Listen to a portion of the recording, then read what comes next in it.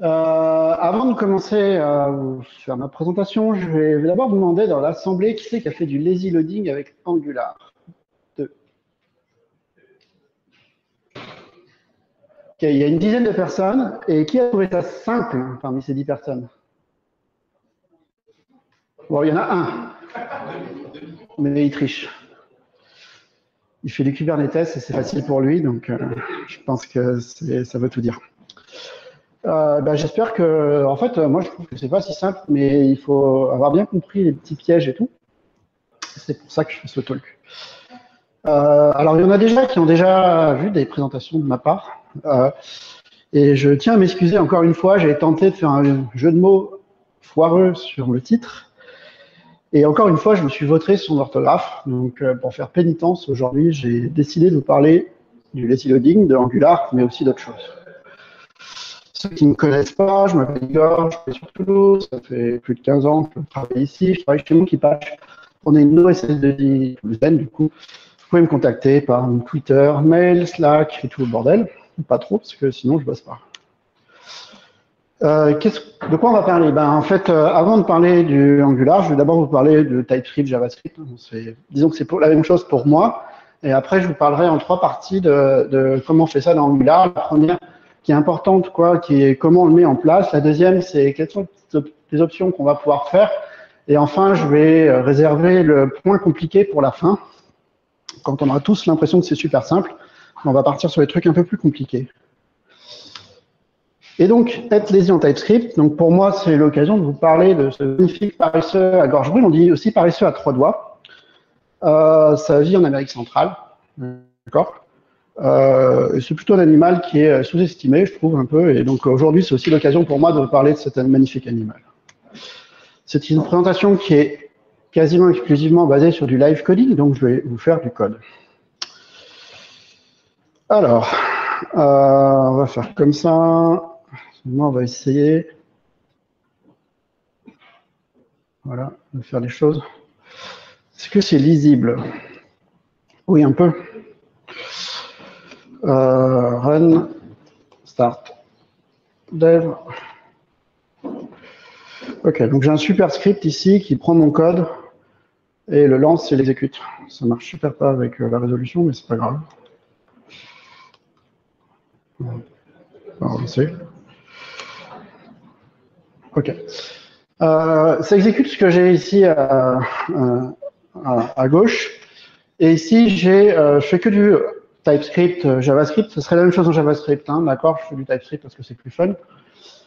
J'ai une super fonction qui s'appelle longComputation, qui retourne 42 et surtout qui met vraiment longtemps pour retourner 42, mais 3 secondes. D'accord? J'ai défini, il y a un truc qui est pas mal dans TypeScript, ceux qui ne connaissent pas, on peut définir des alias de type, on va dire. Comme ça, on lui dit le type supérieur de t, c'est une fonction qui retourne t, on l'utilisera plus tard dans le code. Et j'ai fait un truc que tout le monde fait dans une application une fois dans sa vie de développeur, c'est-à-dire qu'on écrit un super framework de log. En général, ça sert à rien, mais on s'amuse à le faire, c'est fun. Donc j'ai 2 niveaux, j'ai fait ça simple, hein, il y a info ou debug, et j'ai une super classe de logger qui est par défaut est en mode info et va loguer comme un bourrin dans la console. Et évidemment, si je suis en debug et que le niveau il est info, je ne log pas. Ça, c'est le principe. Donc j'instancie ce logger, je fais hello world, et je fais un log info où j'appelle ma super fonction qui est longue, et après je fais un log pour dire j'ai fini. Et quand je sauvegarde, ça recompile, ça relance, et on voit que ça met 3 secondes avant d'écrire mon log et d'aller à la suite. Pourquoi je vous montre ça? C'est parce que c'est important en fait de comprendre pourquoi on veut faire du lazy loading. Hein. D'accord? Il y a une vraie relation avec la suite. Hein. Donc ça va bien jusqu'à présent, c'est normal. Mais si je passe en debug, je vais avoir hello qui s'affiche, je passe 3 secondes et je vais avoir done qui s'affiche. Le vrai problème, c'est que j'ai passé 3 secondes à calculer un truc qui ne sert à rien. D'accord? C'est un peu dommage. Au-delà du fait que ça consomme de la mémoire et tout. Qu'est-ce qui se passe? C'est que dans la plupart de nos langages informatiques, en gros, quand on appelle une fonction, on évalue les paramètres avant de rentrer dans la fonction. Donc j'évalue ma super fonction ici qui, en gros, va me faire une concaténation de string et va me passer 3 secondes à la faire avant de rentrer dans ma boucle. Et j'ai le if qui va dire « Ah, je te log pas, donc je fais rien ». Qu'est-ce qu'on peut faire pour résoudre ce problème-là? Il y a une solution extrêmement simple qui est de dire, bah, au lieu de passer une string, je passe une fonction qui retourne une string, bilan, hop, on va se mettre au bon endroit. Donc c'est typé, il faut que je corrige tous mes types, mais au moins je ne fais pas d'erreur. Voilà. Bilan. Quand je vais faire ça, ce qui va se passer, c'est que bah, je vais avoir ma fonction, et je vais évaluer ma fonction que quand j'en vais en avoir besoin, c'est-à-dire à l'intérieur de mon if. Du coup, quand je vais enregistrer, vous allez voir que le hello et le dot vont s'exécuter quasiment instantanément. Il n'y a plus les 3 secondes. Donc ça, c'est une solution toute simple pour passer en lazy des paramètres en TypeScript, JavaScript. On peut faire ça dans pas mal de langages. Alors tout à l'heure, je vous ai montré un alias de type supplier. Donc je vais pouvoir utiliser cet alias ici, lui dire en fait ça c'est un supplier. Non, c'est un supplier de string. Bon, ça fait la même chose, c'est juste que ça fait plus joli en type. Donc voilà, donc ça c'est cool. Maintenant que je vous ai montré ça, je vais aller vite, parce que j'ai beaucoup de choses à dire, et je vais vous passer sur un deuxième bloc de code ici, qui est comment je peux faire pour avoir, donc là on a un paramètre qui va être évalué de façon lazy, mais un attribut, ce coup-là, qui va être évalué de façon lazy. Donc j'ai un objet, ce que je peux faire, ce qui est assez idiomatique, on va dire, dans le sens JavaScript, TypeScript, c'est de faire un custom getter. Donc ça, depuis iOS 6, hein, on peut faire ça évidemment. Donc l'idée, c'est de prendre une private value. Et ce que je vais faire, c'est que je vais faire un custom getter sur value, ce qui va me permettre derrière d'utiliser directement objet.value. D'accord? Et qu'est-ce que je vais faire? Je vais lui dire que ça retourne un number. OK. Et qu'est-ce que je vais faire ici? Eh ben, je vais lui dire, ben, si mon vis.lazyValue est undefined,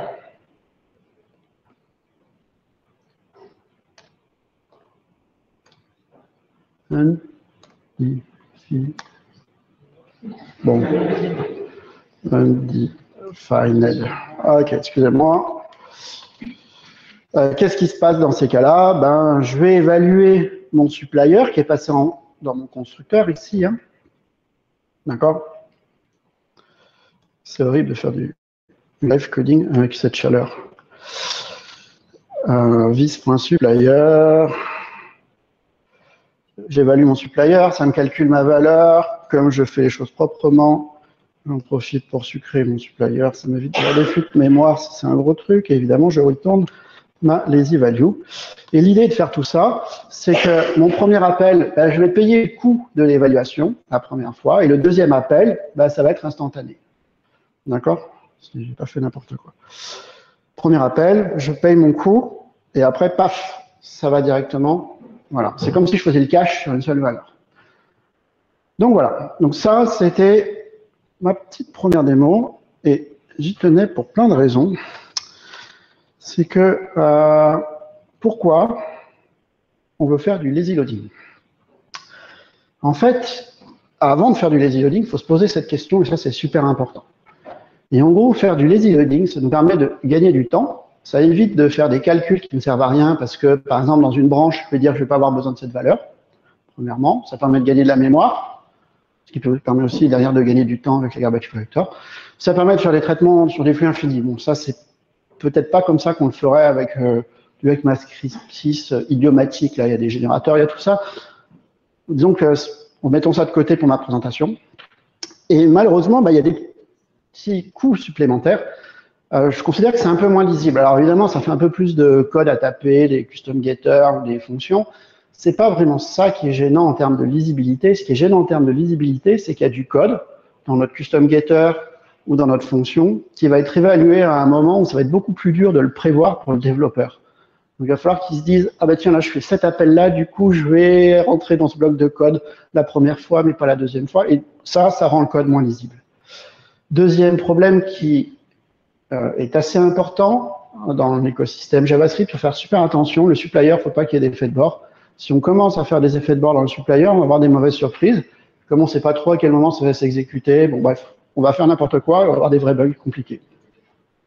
C'est super facile de faire ça, de faire des effets de bord en JavaScript avec des fonctions, puisqu'il y a le mécanisme de closure qui est super bien, mais qui est dangereux. Donc, il faut garder ça en mémoire. Quand on veut faire du lazy loading, c'est qu'il y a une bonne raison. On ne fait pas du lazy loading pour dire qu'on fait du lazy loading. Hein. Donc, comment on va faire du lazy loading dans Angular? Donc là, on a un superbe paresseux à deux doigts. Hein. Ça vit toujours en Amérique, plutôt Amérique du Sud, là, notamment en Amazonie, il y en a en Guyane. Ça vit souvent sur le dos et tout, parce que ça se pend et tout, et ça d'ailleurs fait déplacer le foie du truc, là, c'est assez marrant. Oui, ça a deux doigts, mais ça a deux doigts que sur les membres avant, les pattes arrière ont encore trois doigts. Sur ces live coding. Ah, enfin du live coding. Ok. Hop. J'ai une autre application que je vais démarrer. En fait, je vais travailler d'ailleurs dans une branche qui va s'appeler module. 1, 2, 3. OK. NPM start. Alors, je vous dis tout de suite, ceux qui veulent faire du lazy loading sans l'Angular CLI, je vous souhaite bonne chance. C'est possible, vous allez y arriver probablement. Mais c'est sûrement pas une très très bonne idée. D'accord ? Je vais vous présenter rapidement mon application. Je ne peux pas réduire ce truc là. Ça m'énerve. Ok, j'ai ma superbe application ici. Donc c'est fait qu'avec du Angular CLI. On va un peu réduire. Ok, je sais pas si c'est visible. J'ai trois modules. Module A où j'ai un super composant, j'ai une route ici, qui fait rien du tout. Il n'y a rien du tout. Module B. Je me suis fait plaisir, j'ai utilisé Angular Material, la dernière version, la bêta 7 et tout. J'ai un super bouton et j'ai un ripple effect, je suis super fier. Là. Et le module C, j'ai pris, donc le deuxième coup, j'ai pris une bibliothèque qui est faite pour Angular et qui marche avec Angular et qui est faite par les équipes d'Angular et tout le truc. Et après, j'ai pris une bibliothèque qui est écrite en JS, pas en TypeScript, qui est assez connue, qui permet de manipuler du SVG, et je m'amuse à faire une animation un peu bidon, là, plop, par exemple. Et donc voilà, donc c'est fait avec du SVG. L'idée, c'est juste de manipuler le DOM, le DOM du SVG avec cette fameuse bibliothèque. Si vous avez besoin de faire des charts ou des trucs comme ça, c'est incontournable, à mon avis. Donc, maintenant que je vous ai présenté cette application, si je veux faire du lazy loading sur cette application, donc c'est les trois modules, le module A, B, C, il va falloir que, vu que je le fais pour une bonne raison, qui est optimiser les performances, ça veut dire que la première chose que je fais, c'est que je mesure. Ça ne sert à rien d'optimiser les performances si vous ne mesurez pas. Si vous faites ça, vous optimisez n'importe quoi, ça ne vaut pas le coup. Prenez le temps de mesurer. Et bon, là, je vais faire une mesure très très simple. C'est que je vais simuler un network. Oula, je vais simuler dans mon network ici. Ok, désolé, ça va faire un peu du réduit là. Il y a un truc qui s'appelle le throttling et on peut simuler de la fast 3G, par exemple, comme j'ai mis ça. Et je vais rafraîchir juste pour loader mon application là. Et donc ça va faire de la fast 3G. Donc la fast 3G, c'est censé être fast. Ok, désolé s'il y a des pauses. Hein. Ça marche pas, en fait, ça a bloqué là, et il a dit, mon grand, au bout de 10 secondes, j'en ai ras-le-bol, j'abandonne.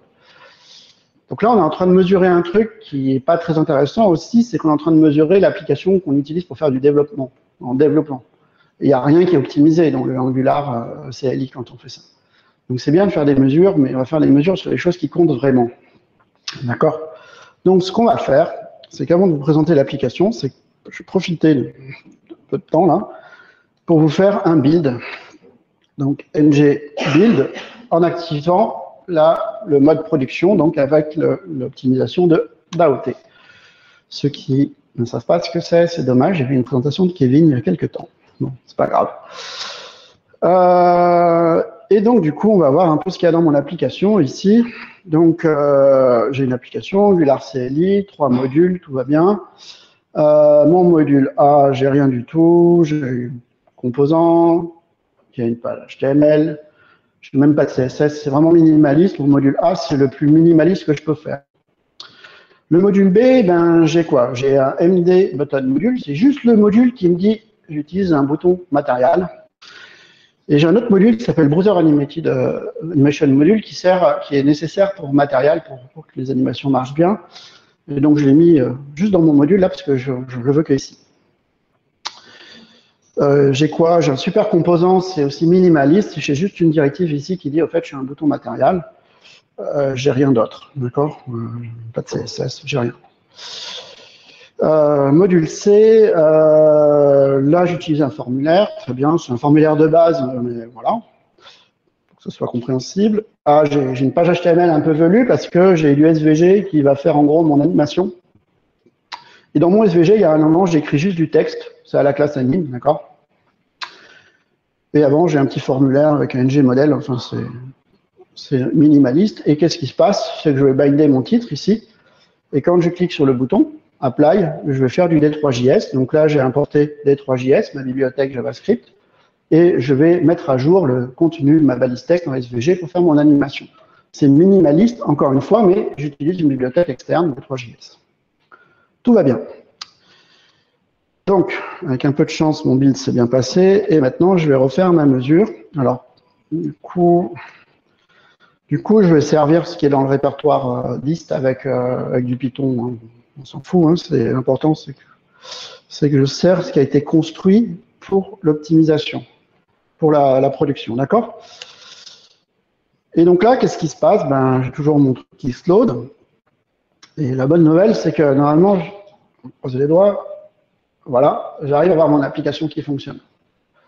Alors, en gros, le temps de chargement est en gros plus ou moins équivalent au temps de récupération du fichier qui s'appelle vendor, préfixe, qui dure à peu près 8 secondes. On va retenir 8 secondes et on fera la mesure après les e-loading.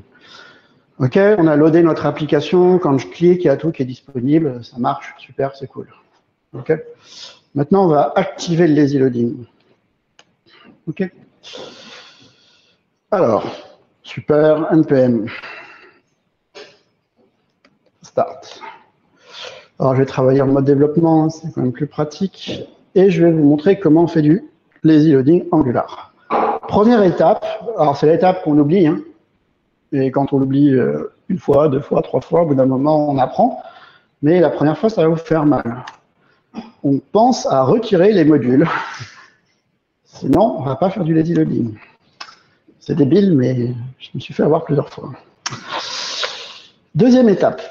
Comment fonctionne le lazy loading? Ben, en gros, on va lui dire quand tu atteins telle route, tu vas charger tel module. Et donc ça, pour faire ça, on va aller dans le routeur de mon application et je vais lui dire, paf, quand tu veux charger module-A,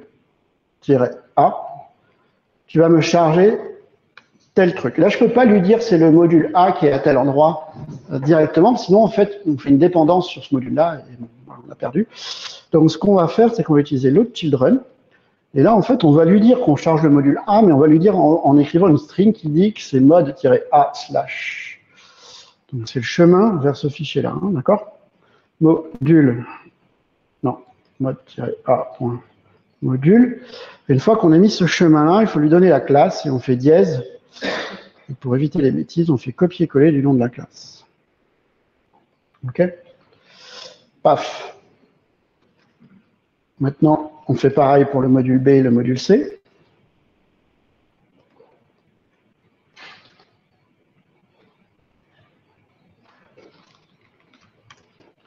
C'est un peu répétitif, je suis désolé.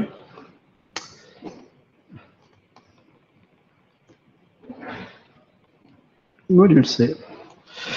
Ça, c'est la deuxième étape. Et la troisième étape, si vous avez bien compris, ben, si je fais ça et que je charge mon module A, il est ici, il va charger ses routes ici. ces routes, il y a ce chemin-là, eh ben, ça va doubler le module A. Ça va faire module A / module A, ça ne va pas du tout. Donc, je nettoie ça. Voilà. Ça, c'est pas l'opération la plus difficile. Mais une fois qu'on a fait ça, on va regarder ce qui se passe dans mon terminal. Ce que vous voyez, c'est qu'en plus de mes fichiers classiques qui sont chargés, polyfill, mainstyle, etc., vous avez 3 trucs qui sont des chunks, chunk.js, et ça, c'est quoi? C'est les bundles JavaScript qui contiennent nos modules. D'accord? Vous n'aurez pas toujours les mêmes noms. Voilà. Si je redémarre mon truc, on va avoir 0, 1, 2, 3. Par exemple. Et maintenant, du coup, on va tester. OK? Alors, par contre, je vais vous passer le throttling, là, parce que c'était sympa 5 minutes, mais... comment on fait? OK. No throttling. OK? Alors, je rafraîchis. OK, j'ai chargé mes 3 modules, là, tout va bien. Si je clique sur module A, ce qui va se passer, c'est qu'il va me loader. Donc, je ne sais pas si on a vraiment vu, là, en fait, le chunk set à ce moment-là. Et d'ailleurs, on le voit, en fait, quelque part là-dedans. Ouais, c'est un peu compliqué de zoomer, là. Bon, bref. Bon, c'est pas grave. Si je charge le module B, il va me loader le chunk qui correspond au module B. Bon, le seul problème, c'est que ça n'a pas marché de charger le module B. C'est ballot, hein. Une petite exception, là. Il y a un gros pleurniche parce qu'en fait, on importe 2 fois le browser module. Alors ça, c'est parce que j'ai voulu faire le malin et en optimisant au maximum les choses. Dans mon module, ici, le browser animation module, en fait, ça va dépendre du browser module. Et il y a un truc qui dit, le browser module, tu le loads qu'une fois, sinon, ça ne me plaît pas. Comme là, on le charge de façon lazy, en fait, paf, ça explose. Donc, ce qu'on va faire, et ce qu'on est obligé de faire là-dessus, c'est prendre ça et le mettre au niveau de mon application.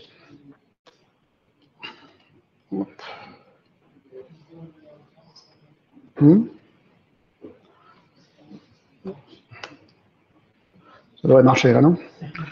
Si je fais des bêtises, il faut le dire, hein, je risque d'en faire. On m'a forcé à boire avant.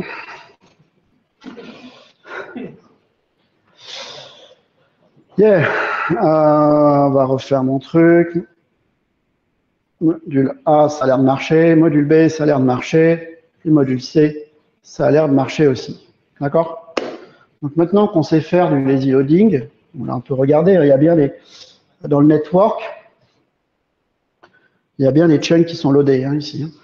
Ben maintenant, on va mesurer. D'accord? Donc, on arrête tout ça. On profite pour faire un petit commit. Ça va servir tout à l'heure. Et on fait ng build-prod. Donc voilà. Donc mon objectif, c'est vraiment de réduire le temps d'exécution. Hein. Ça, c'est vraiment capital. Ça va aussi réduire la mémoire, hein, mais on va dire que le premier problème qu'on a, c'est le temps d'exécution. D'accord? Zut. Ok. Ok, voilà, c'est toujours un peu plus long. Ah tiens, il faut que je vous montre un truc là. Peut-être qu'ils n'ont pas fait gaffe à ça. Vous voyez là, disons que je regarde le contenu du vendor, 1,46 mégas. Vendor, il fait plus de 400 kilos. Donc faites gaffe, hein. Les valeurs qui sont ici, c'est pas forcément celles que vous avez dans le répertoire dist. Juste pour info. Donc quand vous faites des mesures, des tableaux, faites gaffe à ce que vous faites. Ça m'est arrivé récemment. Voilà. Et on va se rebasculer en mode throttling. Network. Fast 3G. Ok, on va rezoomer un peu. C'est pas très pratique avec un petit écran. Et je vais rafraîchir. Et qu'est-ce qui va se passer? Mon application, elle est disponible, paf, en 4 secondes. Ok, on va peut-être réduire un peu, mais non. Bon, bref, en gros, c'est 4 secondes. Hein. Ouais, 3 secondes 3, voilà. Donc on a plus que divisé par 2, hein. Ça c'est plutôt cool. Ce qui se passe, c'est que je vais loader mon module A, très bien, génial. Ok, je vais loader mon module B. Ah, c'est pas super cool là, parce qu'il est en train de loader, et ça prend un peu de temps. On a gagné du temps à un moment, mais on l'a perdu de l'autre côté. Après, ça fonctionne, c'est cool. Le module C. Alors pour vérifier que je ne triche pas, hein, on va faire comme ça. Le module B, d'accord? C'est le deuxième que j'ai loadé, c'est le numéro 0, ça fait 621 kg. Le module C, il fait 293, un peu moins de 300. D'accord? Je peux réfléchir un peu là. J'ai inclus un bouton matériel, ça me coûte 600 kg. J'ai inclus la bibliothèque des 3JS entier, ça me coûte 300 kg. Je vous laisse tirer les conclusions. Mais c'est quand même intéressant, assez intéressant de voir ça. Avant de vous faire la conclusion sur cette partie-là, en fait, j'ai écrit un petit script, moi, ici, extract size, que je vais lancer, plutôt que ts node extract size. Ce que ça fait, je vais voir si j'ai pas fait de bêtises, c'est qu'en gros, ça va choper les branches no module et module 1, 2, 3, et ça va faire des commandes derrière. Ça va faire des git checkout, des ngbuild, des ngbuild-prod et tout, machin. Ça va calculer les tailles de ce qui est dans le répertoire dist, etc. C'est que du Node.js. Hein. Et ça va faire un beau tableau à la fin pour faire un petit peu le bilan de tout ça, pour faire le résumé de ces aspects performance. La performance étant très fortement reliée à la taille, en tout cas, de notre fichier JavaScript, de nos fichiers JavaScript, donc du bundle et des chunks qu'on va loader. Donc là, c'est là où il faut que je meuble. Et je vais meubler. Donc les mesures, je vous en parlerai une fois que ce sera fait. Globalement, c'est plutôt facile de faire du lazy loading. Il y a finalement assez peu d'étapes. Le truc qui n'est pas évident, c'est qu'il faut bien penser que c'est lié aux modules et aux routes de notre application. Donc ça veut dire que si vous ne savez pas faire du routing proprement, ça ne va pas être facile. Si vous découpez n'importe comment en modules, vous faites qu'un seul module, ou vous faites 100 milliards de modules, ça ne va pas toujours être forcément facile. Donc ça veut dire ce genre de choses. Donc en gros, il faut bien réfléchir, et ça veut aussi dire autre chose, c'est que comme on fait du lazy loading pour des raisons de performance, je vous le rappelle encore une fois, ça veut dire que si on veut vraiment faire du lazy loading sur des modules pour des raisons de performance, il faut aussi designer nos modules pour des raisons de performance. Et c'est bien designé pour des raisons, pour des côtés fonctionnels, c'est super bien, mais il faut aussi réfléchir à l'aspect performance, et éventuellement découper plus ou découper moins. D'accord? Et juste un petit warning, hein, je me suis fait avoir plein de fois, je suis super content, je fais mon lazy loading partout, et en fait, quand on fait du lazy loading, on sait qu'on va dans les routes et tout, on met les load child, et puis on oublie de faire les imports. Si vous le faites, vous allez l'oublier. Enfin, une fois, ça va vous arriver. Donc j'ai fait mon petit bilan là-dessus, c'est assez intéressant. Donc en fait, ce que je fais, c'est que je fais, pour chaque branche, je fais 2 builds, un build normal et un build avec l'AOT en prod. Et donc du coup, en gros, quand je passe de l'AOT, par exemple, mon bundle principal, il passe de 4 mégas à 1,3 mégas. On divise par 3, c'est énorme. Voire on divise plus que par 3 quand on est passé en mode avec des modules. On tombe à moins de 500 kg, c'est quand même cool. Par contre, évidemment, on tombe à moins de 500 kg, mais par contre, bah, il y en a plus à loader derrière. OK? Il y en a un petit peu plus. Autre remarque, au niveau du temps, quand on passe du temps quand on passe en mode production, donc de l'AOT, on perd quand même un gros tiers du temps, à peu près. Par contre, ce qui est marrant, c'est que, en fait, quand on passe en mode lazy loading, en fait, ça peut même nous arriver de gagner du temps par rapport à sans le lazy loading. En fait, l'AOT est plus simple à faire dans ce contexte-là. Donc, on gagne un poil de temps. Voilà. Donc, tout ça, c'est vachement important aussi de dire là-dessus que moi, j'ai fait des tests il y a 15 jours, il y a 3 semaines, il y a 1 mois, avec différentes versions de Angular CLI. D'accord? On n'a pas toujours les mêmes résultats. Je ne sais pas quels impacts vont avoir Webpack 3 dedans. Enfin bref, tout ça fait que il faut penser à mesurer régulièrement, et c'est pas parce que ce que je vous dis aujourd'hui est vrai à cet instant-là, avec la dernière version d'Angular CLI, la dernière version de matériel, que ce sera encore vrai. demain. En l'occurrence, Material, en fait, aujourd'hui, la bibliothèque, elle est pas faite pour pouvoir être accessible facilement avec de l'AOT. C'est pour ça qu'on se trimballe tout de l'AOT derrière. Ça va arriver, hein, ça va arriver. Juste ceux qui ne connaissent pas, il y a du tooling dans Material, dans Webpack pour pouvoir faire des gros trucs comme ça, pour regarder la taille de nos paquets. Quand on passe en AOT, en fait, on a des belles couleurs qui nous disent, ben, il y a des modules séparés et tout, et on voit un petit peu la taille respective de nos composants. On voit que Material est raisonnablement gros. D'accord. Et en plus, il y a plein de dépendances sur plein d'autres trucs. Donc, voilà. Stratégie de chargement. Alors, donc, vous avez vu ce qu'on a fait, mais on a optimisé le temps du premier chargement, mais on a payé le coût plus tard, parce que quand on a loadé notre module B, on s'est payé 4 secondes de plus. Ça, c'est dommage. Ce qui se passe, c'est que là, on va vouloir optimiser. En fait, dès que mon application est lancée, pourquoi je ne lancerai pas d'ailleurs directement le chargement des modules lazy loading? Comme ça, bon, bah, on optimise tout ça. Donc, le paresseux, lui, se charge en général de feuilles, hein, il est quasiment philophage. Il vit dans les arbres, et contrairement à nos vaches, nos moutons, en fait, il ne rumine pas, donc ça veut dire qu'il met très très très longtemps à digérer. Ce qui a aussi un impact, ça veut dire que quand il va se décharger, donc déjà il va descendre au sol, et il ne le fait pas souvent, et ça peut lui arriver de perdre 30% de son poids. C'est quand même assez impressionnant. Live coding. Je vais rester sur mon projet là. J'ai eu la mauvaise idée de ne pas lancer le npm start. Et ce que je vais faire, c'est que je vais optimiser mon chargement. D'accord? Ok, on va revenir là. 42 000. Okay. Donc, mon idée, c'est que dès que j'ai chargé mon application, paf, j'enchaîne le chargement des modules lazy. Donc, ça, comment on le fait? On va aller sur... Non.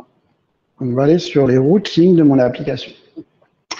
Et ici, dans ce routeur module for route, on peut passer un deuxième paramètre en plus de notre tableau des routes.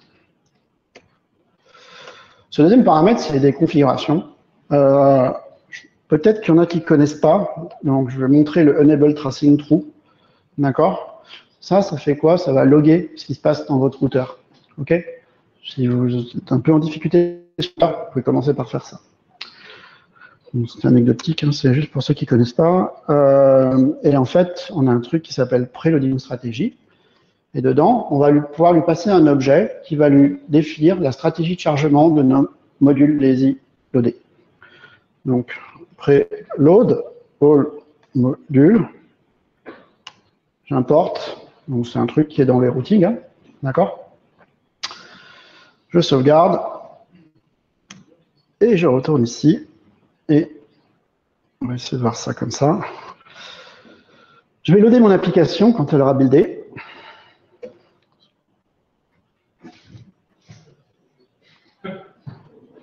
Bien vu. Attends, c'est fait exprès. Donc je load. Ok, super. Pourquoi ça met 3 plombs là? Fast 3G, c'est pas fast, hein, je suis désolé. On va repasser en normal, ça n'a pas vraiment d'importance pour cette partie-là. OK. Voilà. Ce qui s'est passé, c'est que j'ai rechargé, et vous avez vu qu'il m'a chargé tous mes fichiers, et puis il a enchaîné par le 2, le 0 et le 1.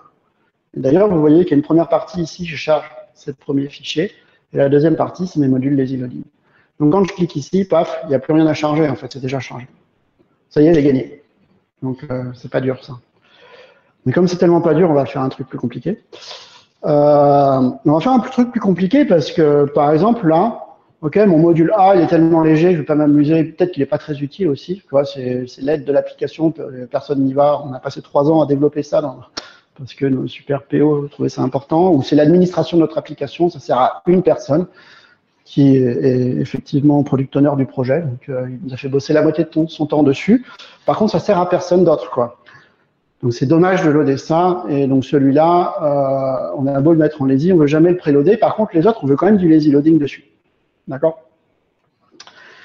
Comment on fait? Bon, ben, on va faire un custom loader, préloader. Loader, on s'en fout le nom. Ok, donc un custom préloader. Où est-ce qu'on va mettre ça? On va mettre dans app, ça va bien là. Non. File.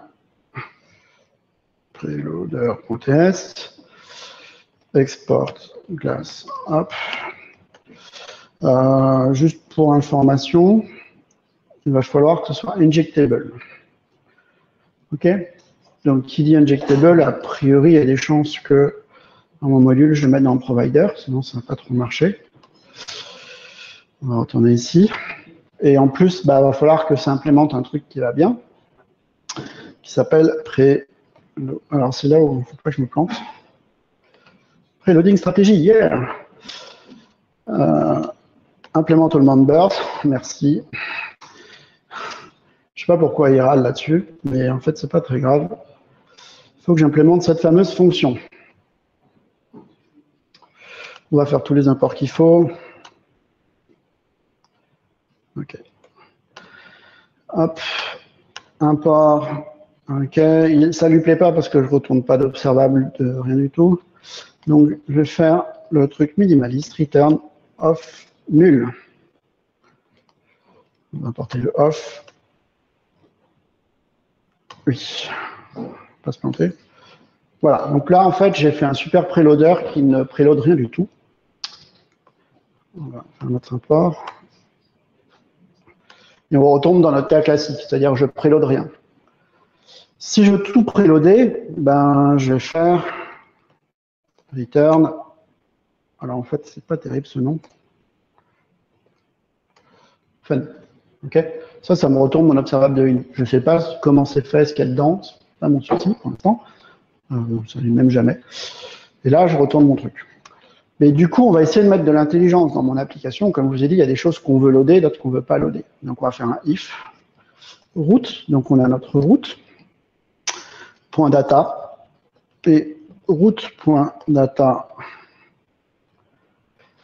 de preload. Donc, si j'ai une data preload qui est évaluée, qui va me faire un truc qui veut true, ben, je vais appeler ma fonction fun pour retourner ce qui va bien. Mais comme je me sens fort, et puis une présentation sans flat map, c'est triste. Puis on va faire un debounce aussi pour lui dire, en fait, on va charger notre truc, mais qu'une seconde après. Donc on va faire un flat map. Et là, paf. Bon, si vous ne connaissez pas Eric, c'est pas grave. Hein. Vous n'avez pas compris ces lignes-là, mais puis il faut faire les imports, hein. C'est ça qui est fun aussi. Add opérateur, debounce time, merge map. Évidemment, ça serait dommage de l'appeler flat map. Voilà. Donc là, ce qui va se passer, c'est que si ma route a une data preload, je vais attendre une seconde. Je pourrais attendre quelque chose qui est dans mon un paramétrage de ma route, d'ailleurs. Et derrière, je vais la loader. D'accord? Donc, pour que ça marche, il va falloir que, ici, dans ma route B, paf, je rajoute le data preload true, par exemple.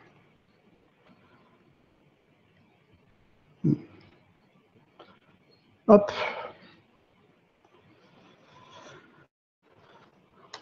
On va mettre un peu tout ça. Donc, mon module B et mon module C vont être préloadés après une seconde. Mon module A, il sera préloadé que quand je cliquerai dessus. Ça, c'est la théorie. J'espère que ça va marcher. Alors, on va rafraîchir et on va croiser les doigts. Donc ici, j'ai mon application qui s'est loadée. Et là, j'ai eu un autre truc qui s'est loadé, le chunk 0 et le chunk 1. C'est quoi? C'est mon module B et mon module C. Si je clique sur le module B, ça apparaît instantanément. Si je clique sur le module A, en fait, il est allé me loader un petit truc ici, là, avec le chunk 2, plus tard. OK? Facile. Donc ça, hop, PM start. C'est comment on fait du custom preload.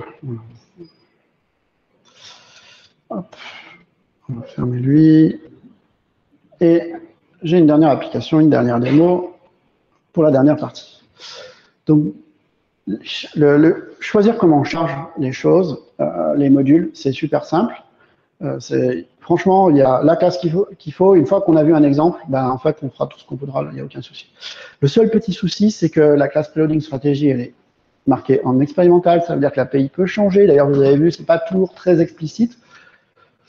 En fait, c'était la même chose dans Angular 2, hein, donc ça n'a pas trop bougé, mais qui dit que ça ne bougera pas? Voilà. Mais bon, ça sera, à mon avis, pas très dur à mettre en place. Dépendance paresseuse. Donc, ce paresseux à deux doigts, il y a aussi un truc important qu'il faut connaître sur cet animal, c'est que il est assez bon, il arrive à se camoufler avec une astuce que peu d'animaux ont, c'est que dans son pelage, en fait, il peut héberger des algues qui, à la saison des pluies, peuvent verdir. Donc, ça lui permet de se camoufler et joli cette saison et tout. C'est probablement lié à ça qu'il y a une espèce de réputation de mauvaise hygiène du paresseux, qui est évidemment tout à fait usurpée. Live coding. OK. Donc, j'ai une superbe application. J'ai fait plus simple. J'ai 3 modules, module A, module B et un module shared. Dans le module A, qu'est-ce qui se passe? Je peux cliquer sur Login. Youhou! Et quand je vais dans mon module B, je vois le nom du gars qui s'est logué. Je peux faire des logs. Le module B, il sait quand il y a quelqu'un authentifié ou pas. En gros, j'ai un module d'authentification et un module qui utilise l'utilisateur. D'accord? Comment on fait ça? Hop. Module A, module B shared. Donc, on va aller regarder dans le shared. J'ai un super service. Bon, j'ai un user. Je peux me loguer. Je peux me sortir de mon login. Quand c'est nul, ma valeur dans mon observable, c'est qu'il n'y a personne. Quand c'est Toto, ben, c'est qu'il y a quelqu'un. Mon module A, j'utilise mon shared module. Dans ma page A, qu'est-ce qu'il y a? Donc, pour ceux qui ne connaissent pas, c'est important de faire des choses comme ça. Donc, j'ai un observable, je fais un pipe à 5. Quand je ne l'ai pas, j'ai un autre template ici. Paf, pour le login. Quand je ne suis pas connecté, j'ai un template. Sinon, là, on ne voit pas super bien un peu ce super truc pourri. Là. Mais ce qui se passe, c'est que je peux affecter la valeur là, de mon pipe à 5 sur une valeur user et du coup, je peux l'utiliser intelligemment là-dedans.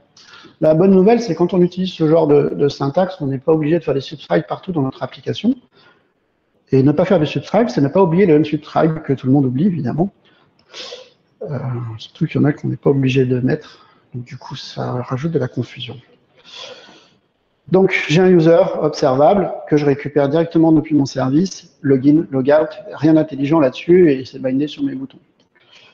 Module B, ben, c'est à peu près la même chose. La seule différence, c'est qu'en fait, je ne fais pas des login, logout, mais en gros, j'utilise le même observable, la même source. Et donc, on fait du lazy loading maintenant. Paf. Voilà. Hop. Routing, je vous ai préparé un peu le truc. Hein. Sinon, pas marrant. Module A. Routing, on fait le ménage. C'est un peu répétitif, hein, cette partie-là, mais je suis désolé, mais c'est comme ça. Module B. Hop, je retourne sur mon application, il va se reloader. Allez, je vérifie que tout va bien. Module A, je clique, je me log, je me délog, super. Module B, je ne suis pas logué, je vais sur module A, je clique, module B. Ah, je crois que j'étais logué au Toto. Aïe, aïe, aïe, aïe, aïe. Là, ça ne marche pas en fait. Donc évidemment, il n'y a rien qui nous a cassé, tout se passe bien, c'est magique et tout. Nos tests unitaires sur les services, tout ça, ça fonctionne, c'est vert, on est super content. Et ça ne marche pas. Donc là, il y a un petit souci. Et le petit souci, je vais vous le montrer, en fait, c'est très simple. On va partir ici. On va aller regarder un peu le code. Donc, ça va se passer dans mon Authentication Service. Je vais passer un peu vite volontairement tout à l'heure. J'ai fait un super behavior subject, hein, d'accord? C'est ce qui va stocker ma donnée. Et donc, c'est un gros attribut là qui va contenir quelque chose. Ce qui se passe, c'est que quand je suis passé en lazy loading, j'ai eu 2 instances de service qui s'est construit. Vous voyez qu'ici, j'ai fait un super log pour voir quand je construis ce service. Je clique sur le module A, paf, je construis mon service. Okay, je clique sur le module B, je construis une deuxième instance de mon service. Pour que ça fonctionne, il faut que ce service ce soit un singleton dans mon application. en passant lazy loading, paf, game over, il est passé, il y a 2 instants, ça marche pas. Comment je fais la liaison entre les deux? Ben voilà, c'est là où je peux pas, et c'est là où il faut faire extrêmement attention quand on fait du lazy loading, quand on va utiliser des dépendances, par exemple des modules comme shared, ce genre de choses, qui vont contenir des services qui sont des singletons pour que ça marche. Évidemment, pour résoudre le problème, il y a 2 solutions pour résoudre le problème. La première, c'est de créer un module qui s'appelle core module, c'est ce qui est que vous trouvez dans le style guide et que vous trouvez sur les facs, sur les modules, etc. Ce core module, l'objectif, c'est qu'il stocke il est dedans tous les services qui vont être des singletons. Et même, on va faire un truc spécifique dedans, on va faire un peu comme tout à l'heure, ça nous a craché quand on avait mis le module des animations dans notre module lazy loading, là. Il y a un browser module qui nous a dit, je ne veux pas être instancié 2 fois. On va même pouvoir faire une espèce de garde là-dessus pour vérifier que si on appelle 2 fois ce core module, ça nous pète à la figure. Ça, c'est une première solution. D'accord? Le principe, c'est que ce core module, on l'importe dans notre application. OK? Et dans mes modules A et B, je ne l'importe pas. Mais je vais quand même utiliser le service. Et donc, ça a fonctionné.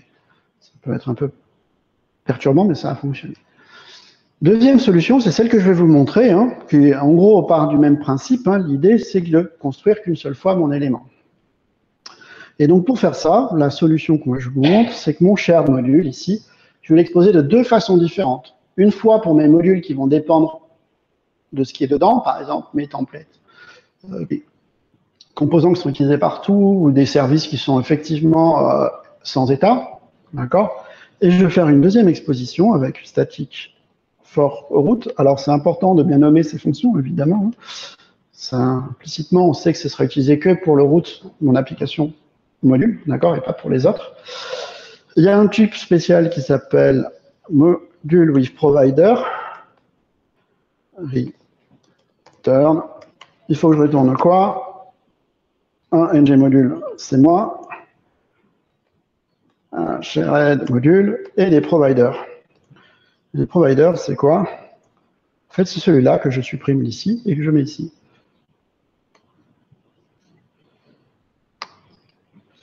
OK? Donc, mon module A, il va dépendre de shared module, il n'y aura pas mon provider. Mon module B, il va dépendre de shared module, il n'y aura pas mon provider. Et mon application va devoir dépendre de mon shared module.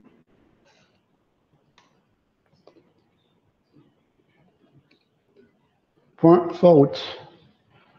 Alors, si vous avez l'habitude de manipuler plusieurs bibliothèques, vous voyez clairement c'est for root, for child, ce genre de choses, c'est qu'il y a ce genre de truc derrière aussi, probablement.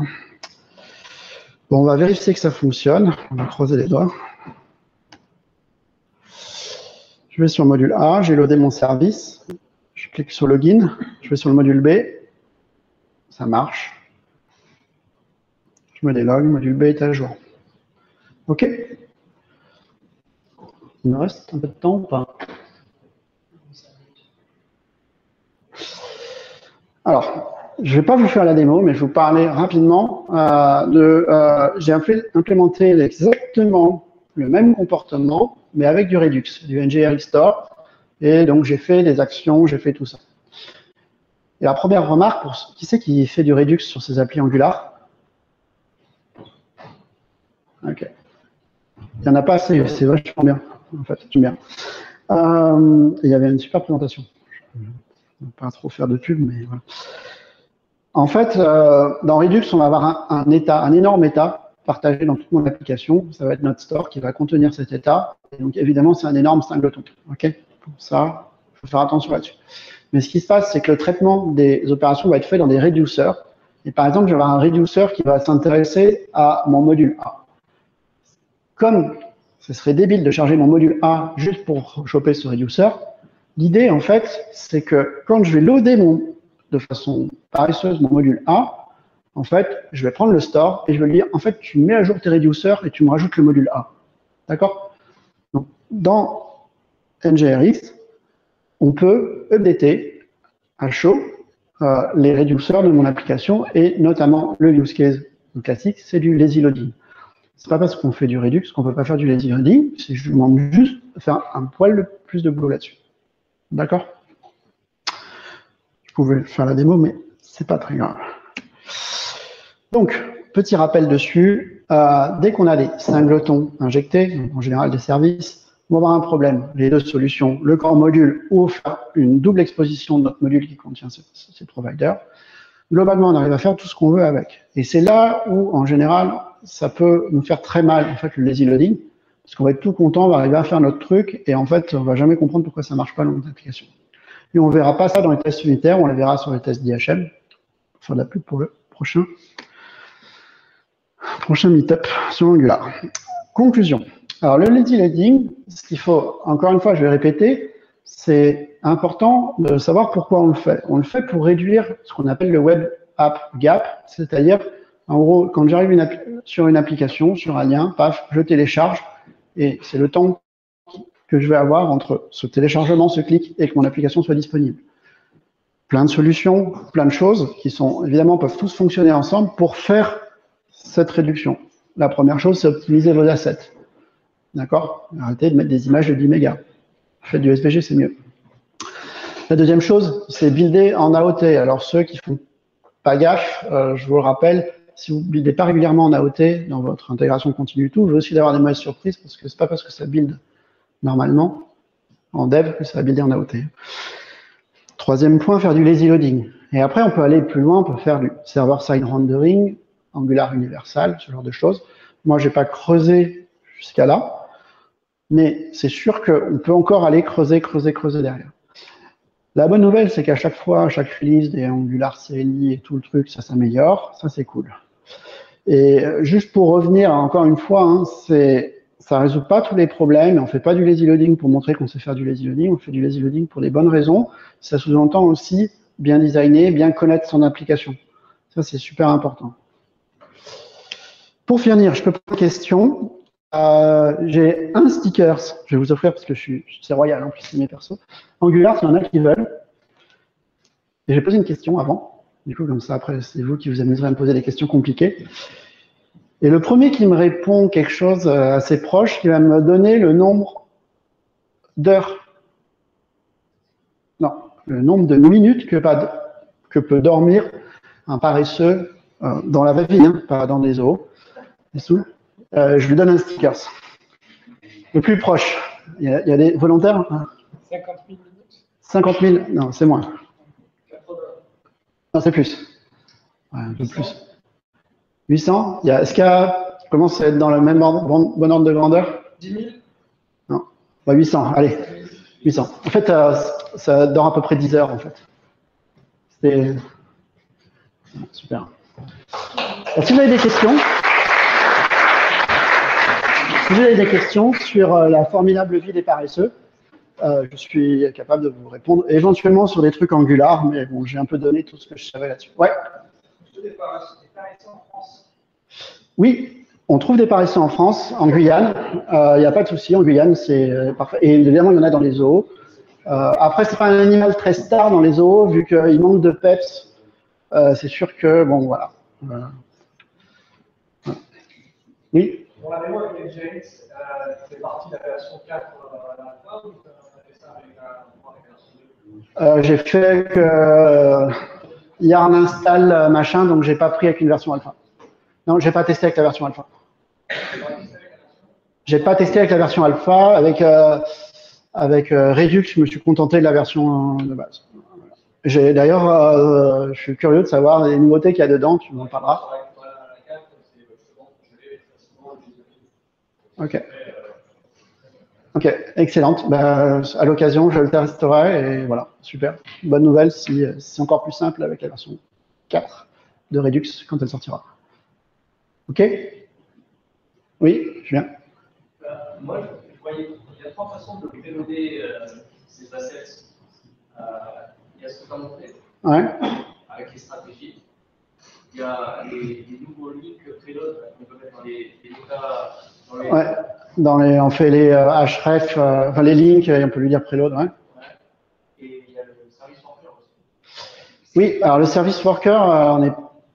Je me demandais, du coup, est-ce qu'on peut utiliser les trois en même temps? Est-ce qu'il y en a mieux que l'autre?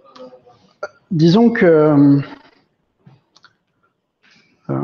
la question est compliquée parce que je vais probablement dire des conneries dans la réponse, donc il faudra vérifier.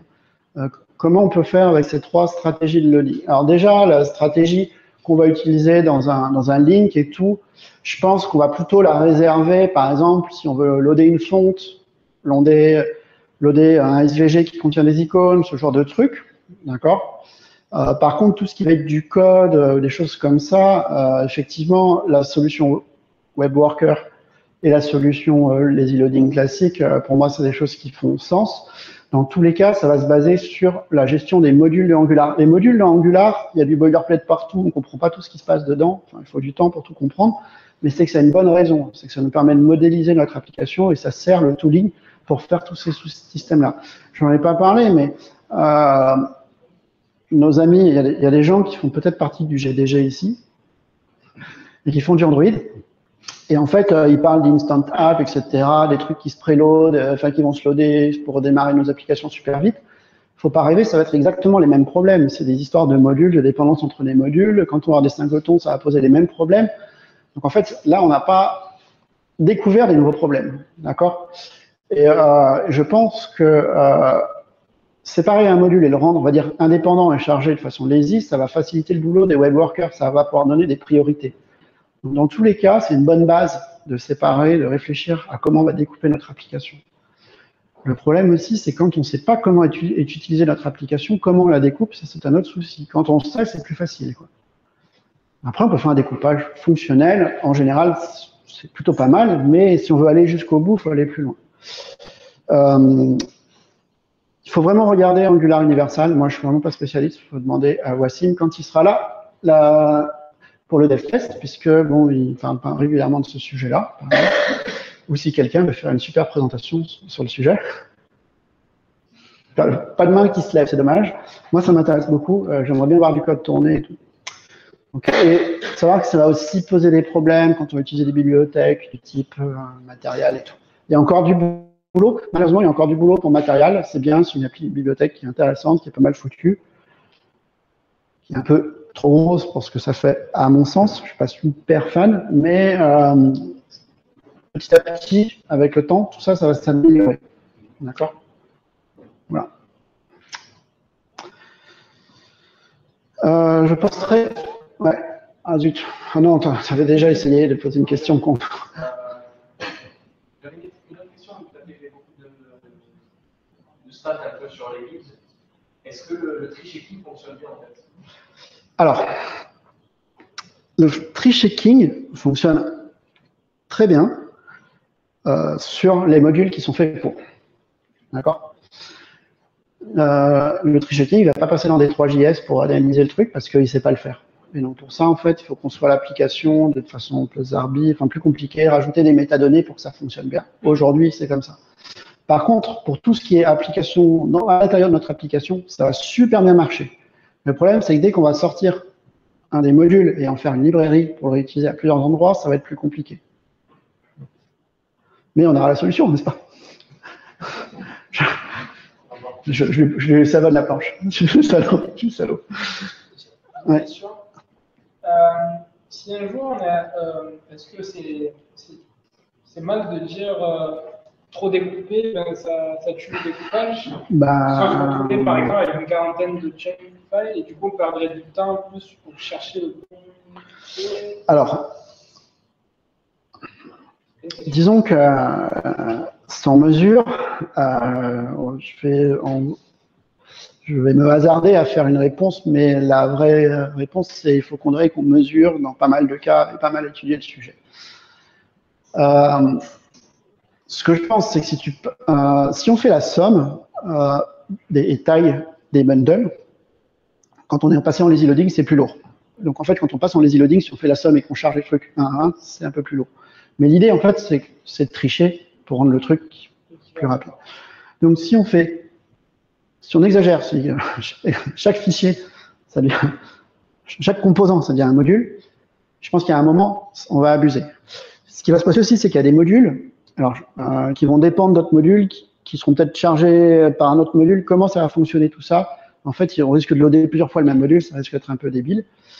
Donc, je pense qu'il faut avoir un nombre raisonnable de modules. Mais ça n'empêche pas de dire, j'explose tout en plein de modules, mais en fait, je fais des métamodules qui agrègent ce dont j'ai besoin. En fait, il y a toujours des façons de designer ton truc.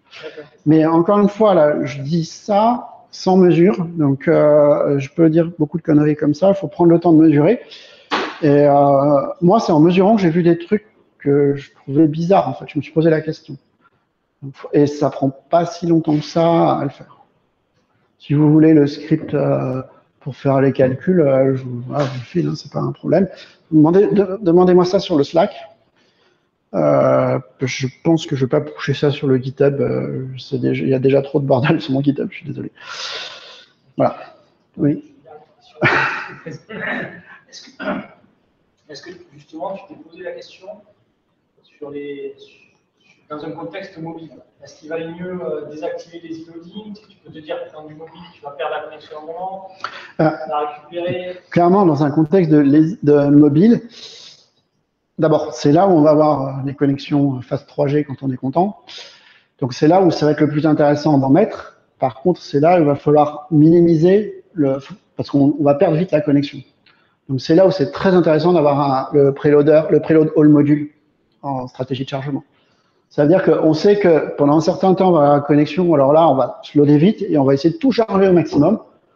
Et puis, voilà. Et puis, si on perd la connexion, c'est pas grave, on a chargé une fois que c'est comme ça. Le retry, qui c'est qui gère? Si tu n'arrives pas à les charger, tu vois, tes modules. Si tu n'arrives pas à les charger, parce que tu n'as plus de connexion. Oui. C'est le navigateur qui te gère les retentatives. Est-ce que tu peux mettre en place une stratégie derrière ou pas?